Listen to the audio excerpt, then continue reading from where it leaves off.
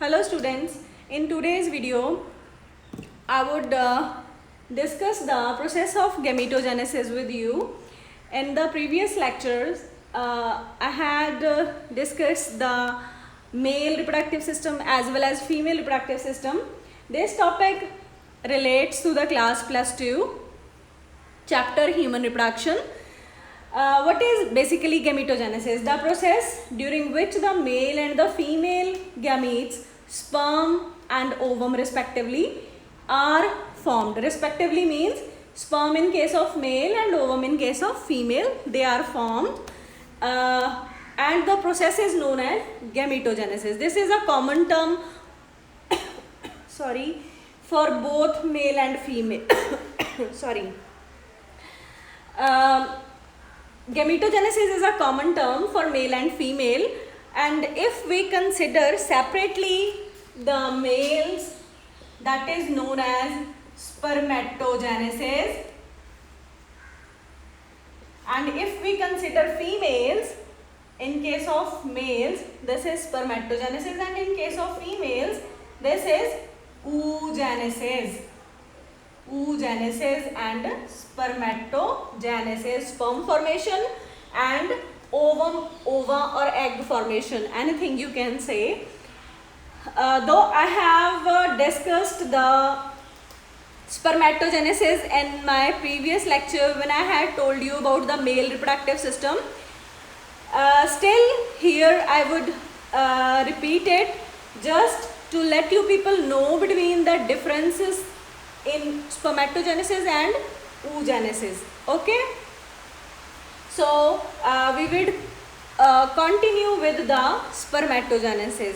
Spermatogenesis क्या होती है? बेसिकली ये जो गैमेटोजेनेसिस की प्रोसेस है ये हैप्लॉइडी मेंटेन करने के लिए होती है. This is to maintain, I should erase this and let you people know the significance of gametogenesis. Significance क्या है इसका, इसकी इम्पोर्टेंस क्या है, गैमीट्स बनने की इम्पोर्टेंस क्या है, what is the importance of gametogenesis. सबसे बड़ी चीज जो इसकी इम्पोर्टेंस है वो ये है, it maintains haploidy. Haploidy, what is haploidy? Number of chromosome. Number of chromosome, half number of chromosome जो एक इंडिविजुअल में होते हैं. For example humans have 46 number of chromosomes. ये हम सबको पता है कि ह्यूमन बीइंग्स में 46 नंबर ऑफ क्रोमोसोम्स होते हैं.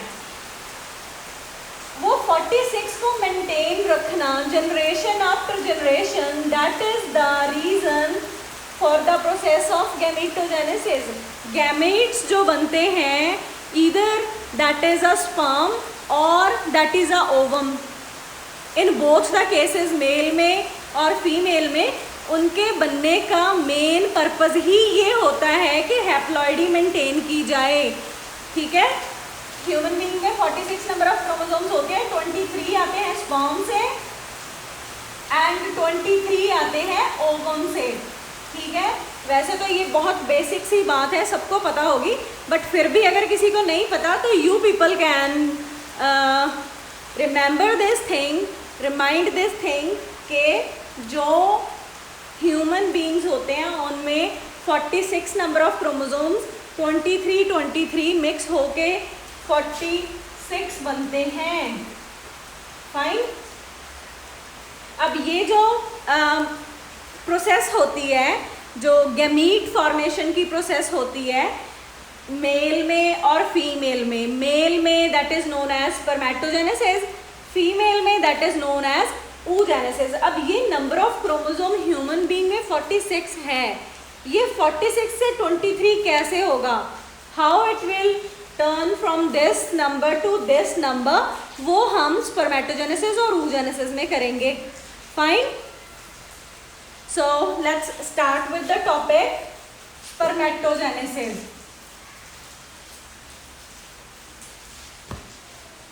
We will start with spermatogenesis, formation of sperms. जो स्पर्मेटोजेनेसिस होती है that process completes in 2 phases, ठीक है, 2 phases में कंप्लीट होती है ये। First phase is the formation of spermatid, formation of spermatid, and the other one is formation of spermatozoa, spermatozoa।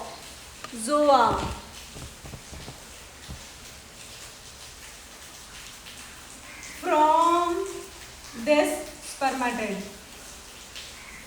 ठीक है, ये 2 phases में कंप्लीट होता है हमारा प्रोसेस ऑफ स्पर्मेटोजेनेसिस। अब क्या होता क्या है इसमें, फर्स्ट ऑफ ऑल हमने लास्ट लेक्चर में किया था कि जो टेस्टिस का सेक्शन हमने किया था उसमें देखा था कि प्राइमरी जर्म सेल्स होते हैं, primary germ cells like this, ये सर्टोलाई सेल थे, साथ में ये जर्म सेल्स थे।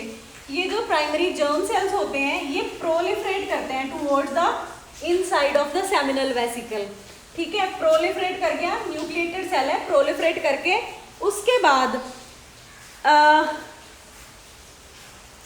रोटेटेड टुवर्ड्स दिस साइड, ताकि मैं साथ साथ में आपको रिटर्न भी बताती रहूं। अब ये जो प्रोलिफरेशन हुई, प्रोलिफरेशन होने के बाद इसने ना अपने आप को मल्टीप्लाई करना है, मल्टीप्लाई करना है मतलब इसने अपना नंबर इंक्रीज करना है। तो जो फर्स्ट स्टेप होता है स्पर्मेटोजेनेसिस को हम ना थ्री स्टेजेस में डिवाइड कर देते हैं बेसिकली।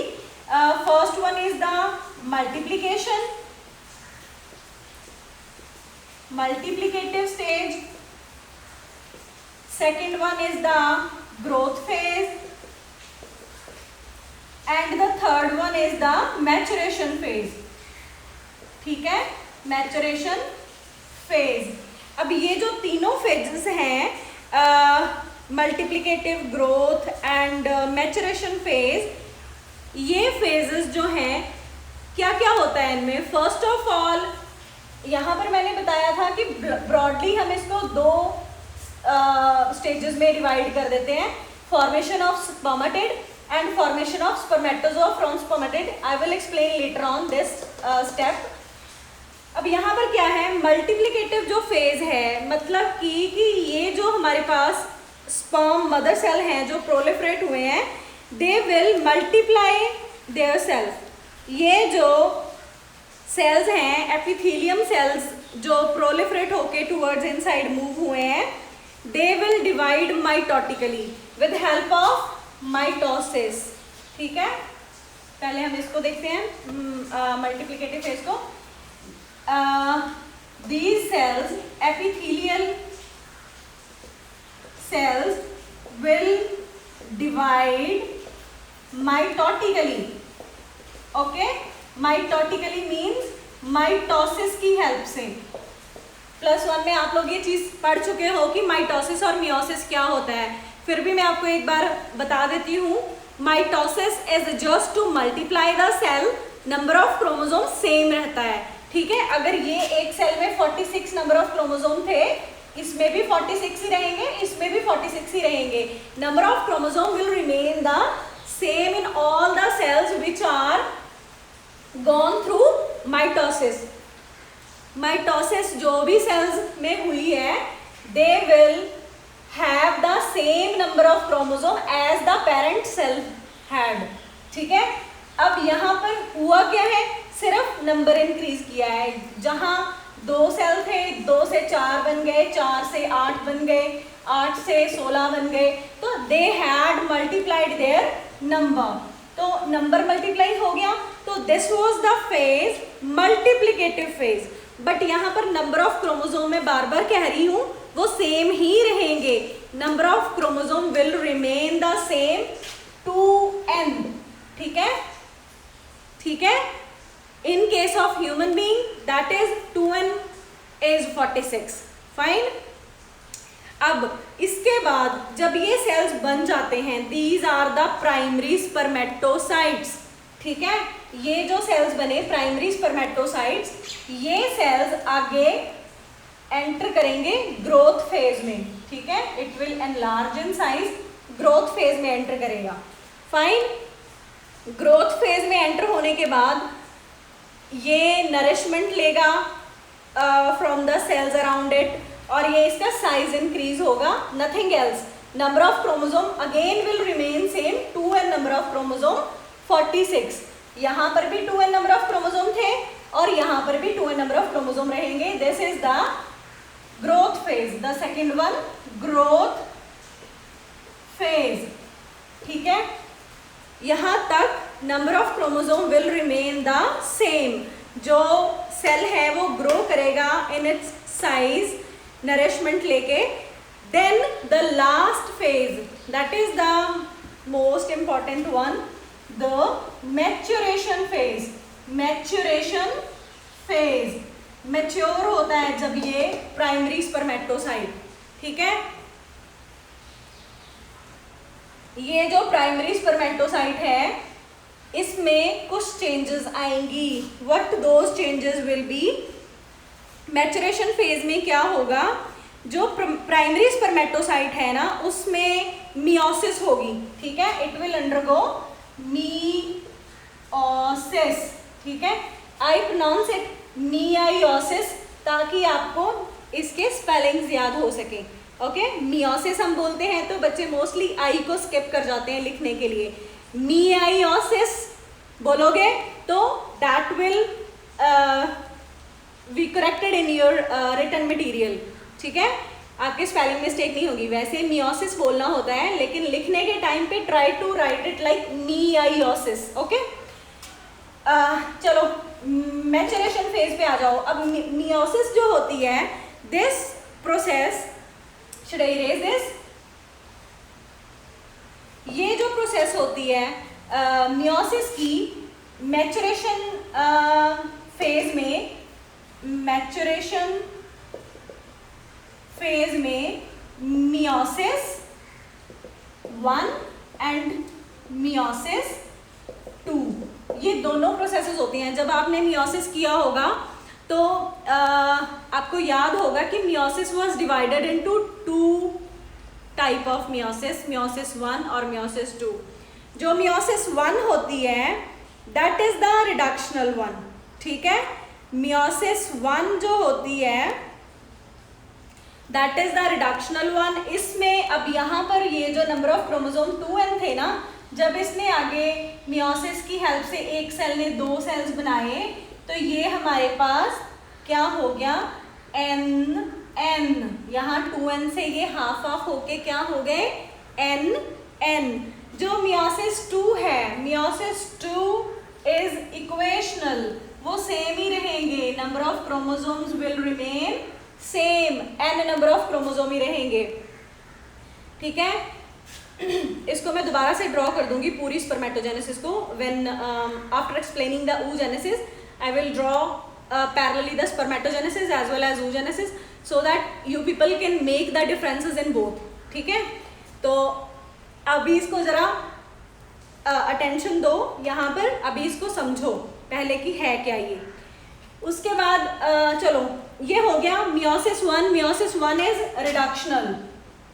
रिडक्शनल मतलब कि यहाँ पर नंबर ऑफ क्रोमोसोम हाफ हो चुके हैं, ठीक है। मियोसिस 2 विल रिमेन सेम, ये होती है इक्वेशनल, इसमें नंबर ऑफ क्रोमोसोम सेम ही रहते हैं। जो यहाँ पर रिड्यूस हो गए, n नंबर ऑफ क्रोमोसोम हो गए तो n ही रहेंगे मियोसिस 2 में।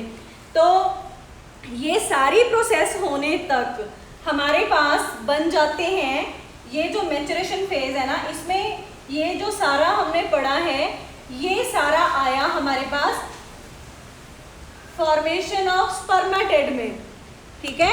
ये कहाँ तक कर हमारे पास ये क्या आया, फॉर्मेशन ऑफ स्पर्मेटेड। जो स्पर्मेटेड होता है, स्पर्मेटेड का जो स्ट्रक्चर होता है वो एक राउंडेड स्ट्रक्चर ही होता है, ठीक है। उसके अंदर न्यूक्लियस है, माइटोकॉन्ड्रिया है, गोल्जी बॉडीज हैं, ठीक है, गोल्जी बॉडीज है, एंडोप्लाज्मिक रेटिकुलम है। एंडोप्लाज्मिक रेटिकुलम को हम ऐसे कनेक्ट करके बना सकते हैं, ठीक है। तो ये जो सारी सेल ऑर्गेनेलीज के साथ हमारे पास सेंट्रियोल्स होते हैं, इसमें सेंट्रियोल्स होते हैं। ये सारी जो पूरा का पूरा, this is what, This is spermatid. This is spermatid. This is spermatid. Okay. अब the second phase, ये वाला formation of spermatozoa from the spermatid, ये आएगा. What will happen here? जो हमारे पास स्पर्माटिड है, ये जो हमारे पास स्पर्माटिड है, ये स्पर्माटिड will undergo certain changes.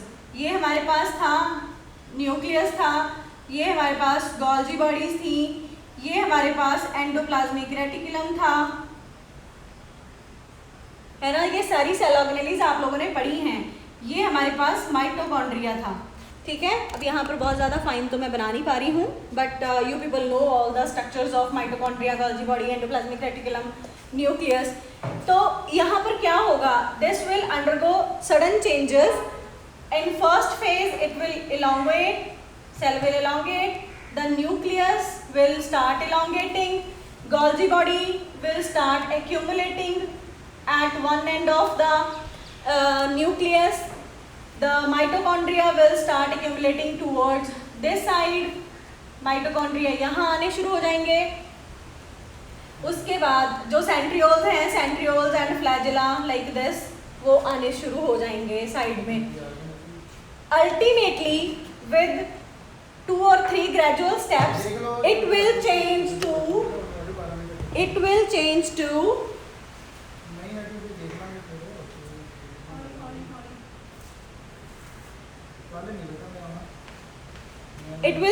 to the final structure, the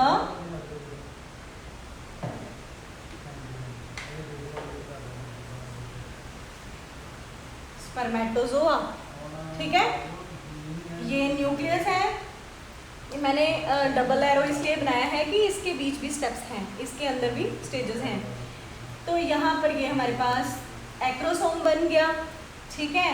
ये जो माइटोकॉन्ड्रिया थे वो इस स्पाइरल फैशन में अरेंज हो जाएंगे इन द मिडल पीस, और यहाँ पर डिस्टल एंड प्रॉक्सिमल सेंट्रियोल जो है वो एक्सोनीम बना के प्रॉपर इसमें अप टू द एंड वो बन जाएगा.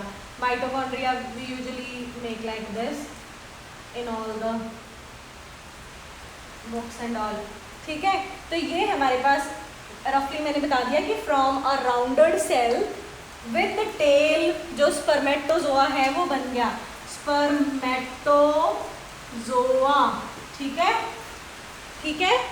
ये हमारा सेकंड इसका जो फेज था वो क्लियर हो गया. Is the formation of spermatozoa from the spermatid. हर एक सेल ऑर्गेनेली मैंने बता दिया आपको कि Golgi body will turn into acrosome, nucleus nucleus ही रहेगा, ऑब्वियसली माइटोकॉन्ड्रिया माइटोकॉन्ड्रिया ही रहेंगे. और जो हमारे पास सेंट्रियोल्स हैं वो एक सेंट्रियोल यहाँ पर आके प्रॉक्सिमल सेंट्रियोल बना देगा, एक डिस्टल सेंट्रियोल, एंड उसमें से एक्सोनीम जाके वो पूरा टेल तक उसको इंटरनल एंडोस्केलेटन प्रोवाइड करेंगे. ठीक है. So this was the end product of spermatogenesis. ठीक है. Let's continue with the oogenesis.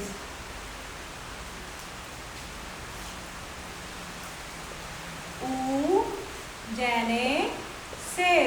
What is oogenesis? Oogenesis is the formation of ovum in female reproductive organs. और फीमेल रिप्रोडक्टिव ऑर्गन्स क्या हैं? Ovary. ठीक है. फाइन. अब जो spermatogenesis की प्रोसेस हमने की है, oogenesis is bit different from that process and it is quite longer process. oogenesis बहुत ज़्यादा लॉन्ग प्रोसेस होती है एंड बहुत सारे स्टूडेंट्स को ये चीज़ नहीं पता होगी कि oogenesis जो है that starts in the womb of a mother while the female fetus is developing inside it. ठीक है. oogenesis starts in the first fetal month of a developing female fetus inside mother's womb. ठीक है, you will be surprised by this thing. अगर तो जिसको तो पता है they will be fine with it. अगर नहीं पता है तो this is the thing that oogenesis starts in the fetal developmental stages of female inside the mother's womb. जो oogenesis होती है that takes quite a long time. ठीक है, अब ये देखो कि जो फर्स्ट फीटल मंथ होता है, जो फर्स्ट फीटल मंथ होता है डेवलपमेंट का, फर्स्ट फीटल मंथ में अबाउट जो फॉलिकल सेल्स होते हैं वो सेम ही रहता है जो हमने oogenesis जब हमने पहले ओवरी का स्ट्रक्चर किया था तो एक लेयर बनी थी जर्मिनल एपिथेलियम, उसके बाद एग नेस्ट एग ट्यूब बनी थी. Same like spermatogenesis epithelial cells proliferate करते हैं. और oogenesis में क्या होता है कि female possesses about 1700 primary germ follicles at the time of 1 month of foetal development. ठीक है, जब ये फीटस 1 month का होता है तो उसमें अबाउट 17 या 1800 के करीब जो प्राइमरी जर्म सेल्स हैं वो होते हैं. ठीक है, जो अनडिफ्रेंशिएटेड होते हैं, जिन्होंने आगे अभी तक कुछ नहीं बनाया है, वही जर्मिनल एपिथेलियम वाले सेल्स, जो ये वाले सेल्स थे, ये वाले लेयर वाले सेल्स. ठीक है, ये इनका जो नंबर है अबाउट 1700-1800 तक होता है अप्रॉक्सीमेटली.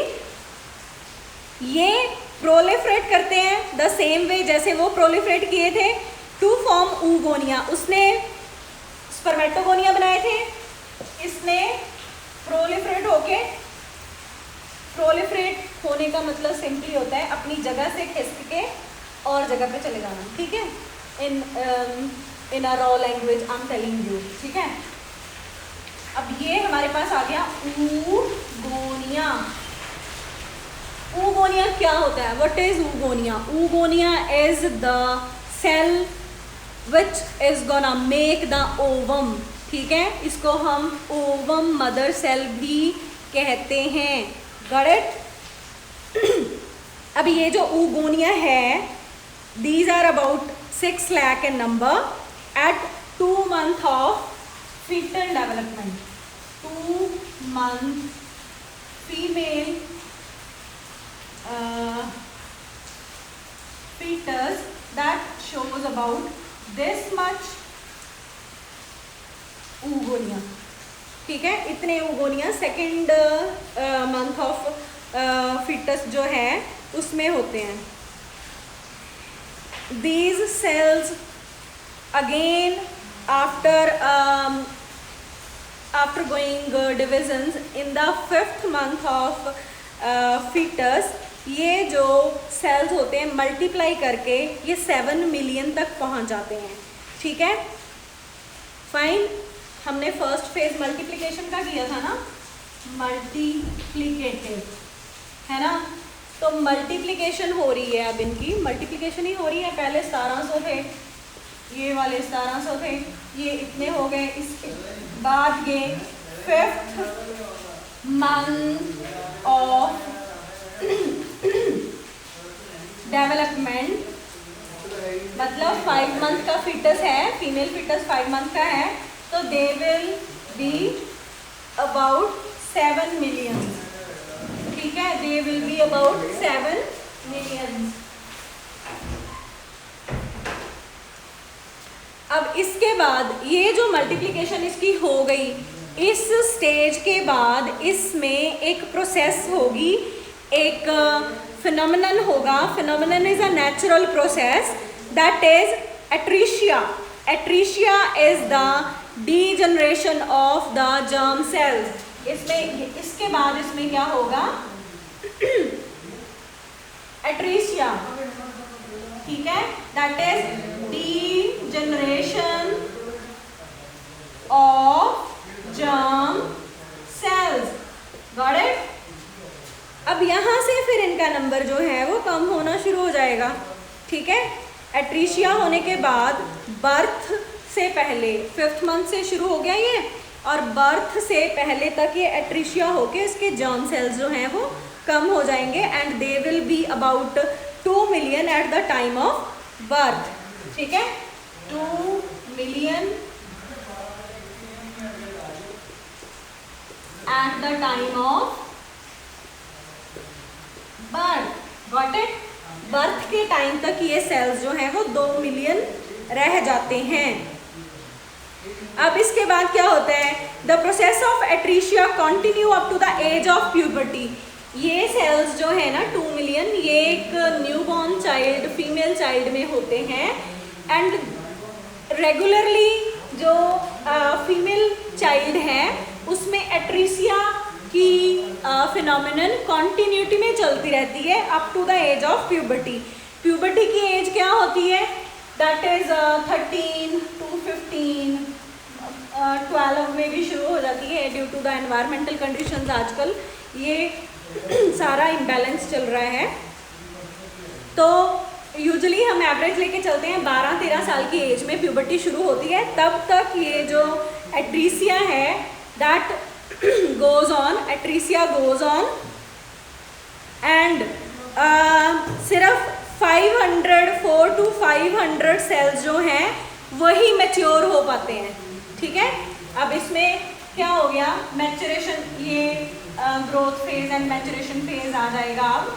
तो at the age of puberty, at the age of puberty only 400 to 500 cells will grow and proceed towards the higher stages, ठीक है, फाइन। ये जो 500-400 सेल्स हैं, इनको हमारा जो ब्रेन है वो फॉलिकल स्टिमुलेटिंग हार्मोन्स जो रिलीज करता था हमारा पिट्यूटरी ग्लैंड, वो स्टिमुलेट करेगा ताकि ये मैच्योर हो सके और oogenesis में पार्टिसिपेट कर सके और उस प्रोसेस को कंटिन्यू कर सके। पार्टिसिपेट तो चलो ऑलरेडी किया हुआ है, बट oogenesis की प्रोसेस को वो कंटिन्यू कर सके, ठीक है। तो follicle stimulating hormone will trigger these 4 to 500 cells. Follicle stimulating hormone will trigger these 4 to 500 cells ताकि वो आगे इस प्रोसेस को कंटिन्यू कर सके, फाइन। अब इसका मैकेनिज्म आ गया। अब ये जो सारा फेज था, ये सारा जो फेज था ये हमने देखा फिटल डेवलपमेंट, ठीक है, उसमें। अब oogenesis को ना इसीलिए हम डिसकंटिन्यूअस प्रोसेस भी कह देते हैं, ठीक है। अब इसमें जब ये मैच्योरिटी पे आ गया है ना, ये 400-500 फॉलिकल्स जो आ गए, they will undergo the regular growth phase and maturation phase and all, ठीक है। अब इसमें क्या होगा, इसमें क्या होगा, ये हमारे पास जर्मिनल एपिथेलियम थी, सेल्स प्रोलिफरेट होके ये सेल्स हमारे पास oogonia आ गए। oogonia, ये जो oogonia है अगेन इनमें 2n नंबर ऑफ क्रोमोसोम है, मतलब they have 46 number of chromosomes, ठीक है। अब ये 46 number of chromosome will again convert into 23 number of chromosome. How, same way जैसे स्पर्मेटोजेनेसिस में हुआ था। oogenesis पहले फेज आया मल्टीप्लिकेटिव, इसने डिवाइड किया तो 2 सेल बनाए, 2 के आगे 4 बन गए, मल्टीप्लिकेशन ही हुई है और कुछ भी नहीं हुआ, नथिंग एल्स, ठीक है। तो अब हम एक सेल को लेके कंटिन्यू करेंगे, तो मैं ये इरेज कर दूंगी, मैं यहाँ से कंटिन्यू करूँगी क्योंकि फिर नीचे आपको दिखेगा भी नहीं, ठीक है। तो ये हमारे पास मल्टीप्लिकेशन होने के बाद ये भी क्या है, oogonia। whenever we talk about the singular we will say the oogonia, अगर हम प्लूरियल की बात करेंगे तो we will say the oogonia, ठीक है। प्लूरियल के लिए the term is oogonia, singular के लिए oogonium, ठीक है। तो अब इसके आगे क्या होगा, डिफ्रेंसिएशन हो गई हमारे पास। मल्टीप्लिकेशन होने के बाद ऊगोनियम आ गए, ठीक है।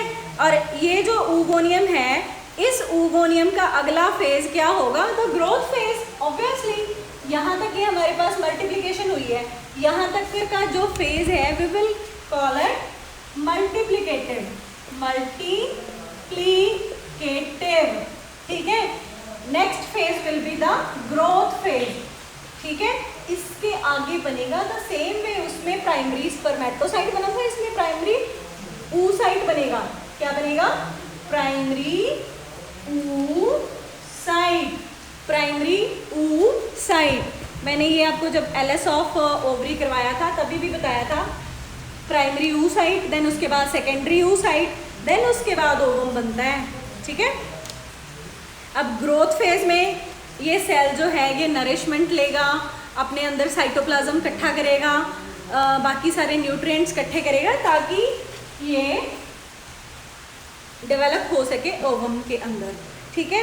अब ये जो हमारे पास प्राइमरी oocyte है, this is still with 2 number of chromosome 46, इसमें अभी तक 46 नंबर ऑफ क्रोमोसोम ही हैं ग्रोथ फेज में। अब इसके आगे इसकी मैचुरेशन होगी, मैचुरेशन में इसकी क्या होगी, मियोसिस, मैच्योर होगा ये, मियोसिस होगी यहाँ पे, मियायोसिस, अगेन आई विल से मियायोसिस।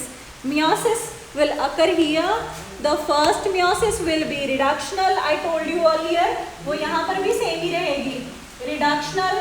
यहाँ पर हमारे पास फिर ये n नंबर ऑफ क्रोमोसोम बन जाएंगे।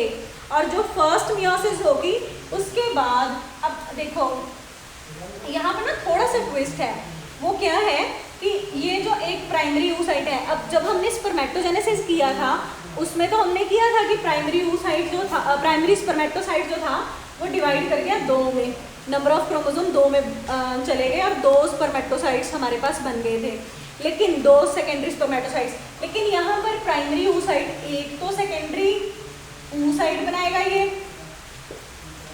ठीक है, और दूसरा यहाँ पर एक पोलर बॉडी बनेगी, छोटी सी पोलर बॉडी बनेगी। ये जो छोटी सी पोलर बॉडी है इसमें नंबर ऑफ क्रोमोसोम और n, ठीक है, 23, इसमें नंबर ऑफ क्रोमोसोम 23 है, लेकिन इसका साइटोप्लाज्मिक कंटेंट ज़्यादा नहीं है। और इसका बेसिक फिर सिग्निफिकेंस क्या है, to make the ovum haploid. यहाँ पर ये पोलर बॉडी क्यों बनी, just to maintain the haploidy, got it. अब ये जो सेकेंडरी oocyte है this will continue into ovum, ठीक है, और साथ में एक पोलर बॉडी, ठीक है, वो सेम ही रहेगा। और ये 2 पोलर बॉडीज में डिवाइड कर जाएगा अगेन। तो at the end we will get, at the end we will get 1 ovum and these 3 polar bodies, ठीक है, 3 polar bodies and 1 ovum we will get, fine. This is the process of oogenesis। अब यहाँ पर तो meiosis 1 हुई थी reductional, ये meiosis 2 है, मियोसिस 2 विल बी इक्वेशनल, इसीलिए यहाँ पर नंबर ऑफ क्रोमोसोम सेम रहे, इसमें भी और इसमें भी, और सेल जो है वो डिवाइड हो गया, ठीक है। सेल्स हमारे पास 4 आ गए, लेकिन जो नंबर ऑफ क्रोमोसोम थे वो नीचे सेम ही रहे, जैसे इसमें थे वैसे ही इसमें रहे। I hope you got it. अब करते हैं इसको oogenesis और स्पर्मेटोजेनेसिस को कंपेयर, ठीक है। एक बहुत ही ज़्यादा इंपॉर्टेंट क्वेश्चन आपके एग्जाम में भी समटाइम आ जाता है, give the comparison between spermatogenesis and oogenesis। तो उसमें सिंपल क्या है, स्पर्मेटोजेनेसिस,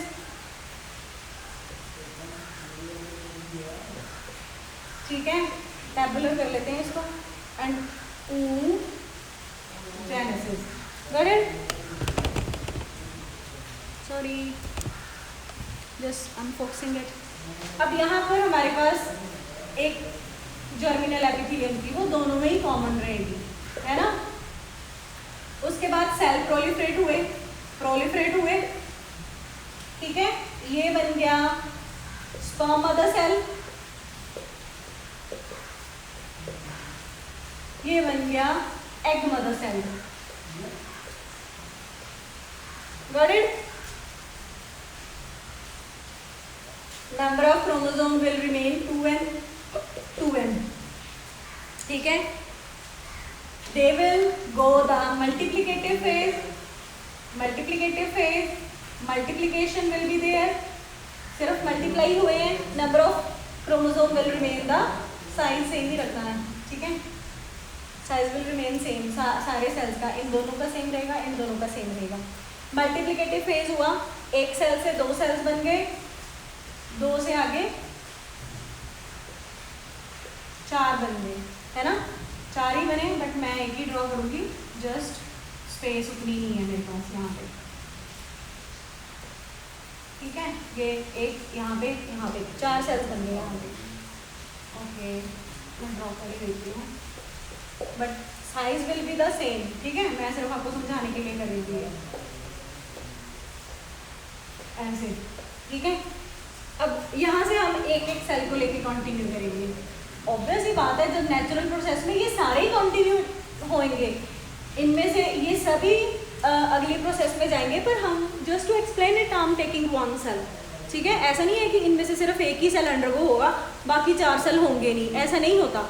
ये सारे के सारे सेल उस प्रोसेस को अंडरगो करेंगे, लेकिन मैं जस्ट आपको एक्सप्लेन करने के लिए एक सेल उठा रही हूँ। ठीक है, यहाँ पर ये जो सेल है, इसमें हमारे पास 46 नंबर ऑफ क्रोमोसोम्स थे। ये सेल एनलार्ज किया, ग्रोथ फेज में आया, ऐसे ही सेम ये सेल ग्रोथ फेज में आया, नंबर ऑफ क्रोमोसोम्स आर 46। ठीक है, अब यहाँ पर आके हमारे पास क्या होगी, मियोसिस 1 विच इज रिडक्शनल 1। ठीक है, मियोसिस 1 विच इज रिडक्शनल। तो ये कहाँ पे आ जाएगा, number of chromosome will be 23। ठीक है, 2 सेल्स बन गए 23 वाले। फाइन, अगर मैं इसको ड्रॉ करना चाहूँ तो आप इसको ऐसे कर सकते हो कि हमने 4 ड्रॉ कर लिए क्रोमोसोम्स, 4 में से 2 इसमें रह गए, 2 इसमें रह गए, just to make you understand. Otherwise हम ह्यूमंस की बात कर रहे हैं तो number of chromosomes will be 46 as diploid and 23 as haploid. ठीक है, सेम वे इसमें आएगा, मियोसिस होगी, मियोसिस होने के बाद जो रिडक्शनल डिवीजन होगी, लेकिन यहाँ पर अब यहाँ पे ट्विस्ट आ जाएगा। ये एक तो हमारे पास सेकेंडरी ऊ साइट बना, ठीक है, और एक हमारे पास क्या बनी, छोटी सी पोलर बॉडी। बट ये जो पोलर बॉडी है, this will be helping in maintaining the haploidy, और इसका कोई रोल नहीं होगा पोलर बॉडी का। अब ये जो हमारे पास मियोसिस में 2 सेल्स बन गए, ये 2 सेल्स ने फर्दर मियोसिस 2 करनी है, तो और 4 सेल बना देने हैं। ठीक है, और ये जो 4 सेल हमारे पास बने, दीज आर द स्पर्माटिड्स। ठीक है, स्पर्माटिड्स, ये 4 सेल्स हमारे पास क्या रहेंगे, स्पर्माटिड। ओके, उसके बाद ये जो है सेकेंडरी oocyte, इसमें भी ये सेम इक्वेशनल मियोसिस 2 होगी, तो ये एक हमारे पास ये सेम ही रहेगा सेल, और दूसरा इसके साथ पोलर बॉडी, ये 2 पोलर बॉडीज भी रहेंगी। तो हमारे पास at the end 3 polar body और 1 ovum. Got it, 1 ovum and 3 polar bodies. और ये जो चारों के चारों स्पर्मेटिड हैं, दे विल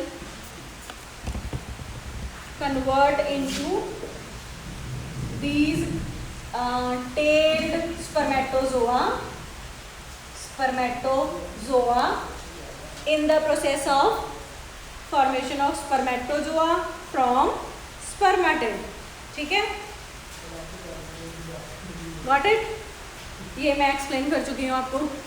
ओके, तो ये हमारे पास दोनों प्रोसेसेस आ गई। अब इनमें डिफरेंसेस क्या हुए? सबसे पहला डिफरेंस तो यही हुआ कि एक सेल स्पर्मेटोजेनेसिस में will give rise to 4 spermatid and spermatozoa, and in case of oogenesis 1 cell will give rise to 1 ovum and बाकी 3 जो हैं they are the polar bodies. ठीक है, जो मेजर डिफरेंस है वो ये है।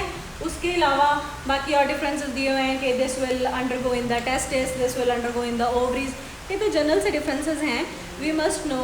पता ही है कि मेल रिप्रोडक्टिव सिस्टम में हो रहा है तो उसमें होगा ये, और फीमेल में ये होगा। तो ये सारे जनरल डिफरेंसेस हैं। जो मेजर एक डिफरेंस वो ये था कि एक spermatocyte will undergo the whole process of spermatogenesis and will give rise to 4 spermatozoa, and the one oocyte will give rise to only 1 ovum and 3 polar bodies just to maintain the haploidy.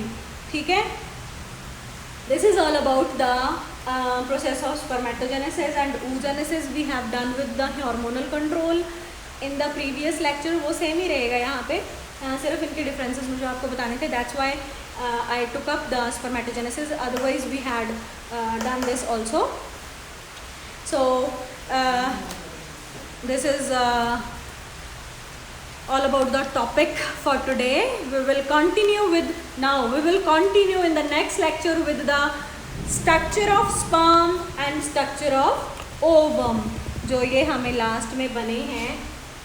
Structure of sperm plus ovum. Next lecture में we will continue with this. Fine. Thank you. Thanks for watching.